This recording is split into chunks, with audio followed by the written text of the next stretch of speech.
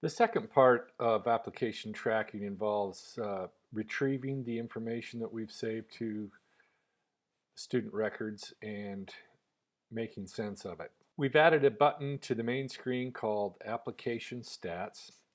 By clicking on that button, it pulls up a list of everyone that we have application information for in our program, the free and reduced students.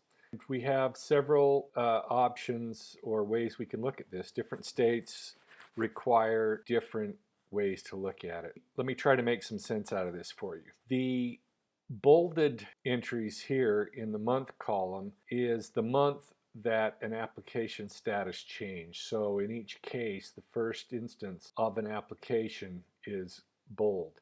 That same application information for that student is carried forward until there is another change.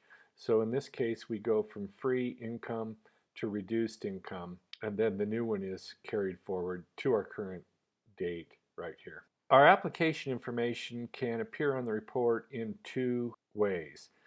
We can either have just whatever the application status is for the current month, which take a look for December. In this case, everything would appear in the free column. Or if we were to take a look at January, everything would appear free except for where an application was changed during the month, and then it would pick up the application status of the previous month, assuming that that is the status they were up until the time of the change. So if they were changed on January 15th, they could appear on the report as a free student and as a reduced student. And this depends on reporting requirements that your state has. So be very careful when you use this information to show the free and reduced in the same month of a change. You would use current and preceding month. To show just the free and reduced status that it was at the end of that month, you would use the current month status. And I'm gonna do some examples here so you can see that. On the report, you can either list the free students or the reduced students or both. And here again, it just depends on what your state is asking for. In this case, we're going to choose the entire database, but we could look at it in a multi-school situation as information from the elementary school, the middle school, or the high school.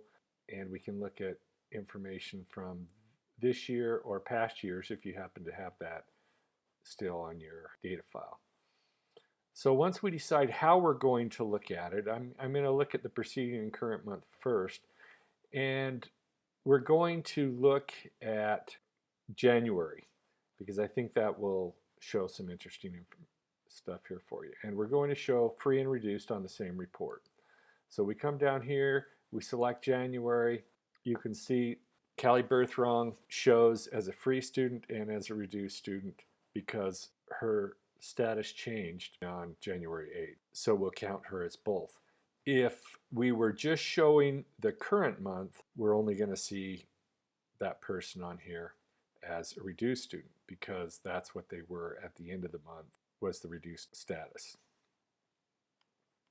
So if we go ahead and print this report, it's going to show general information that is required for you to do your reporting to your state for free and reduced reimbursement claims.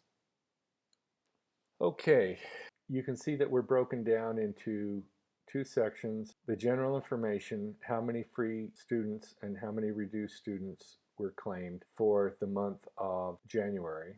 Under the lunch program, this information right here is taken from the monthly summaries. My example is not a very good one because I don't have a lot of daily report information for the month of January in my example file here, but this would give you all the information for operating days, free meals served, reduced price meals served, full pay meals served, and total meals served for the month of January. It has our enrollment, that this is for the one site.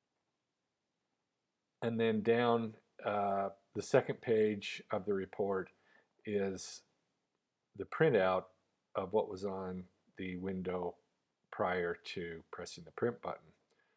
which shows the student name, teacher, grade, the status, the method of determining that status, and the date of certification, the date of change, and that would be what you could keep in your file or produce for an auditor at audit time.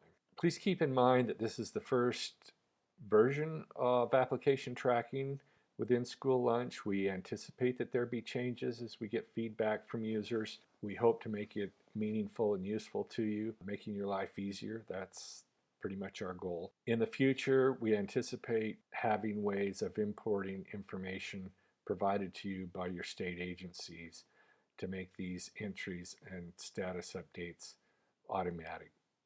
We hope you like this addition to the program. Until next time.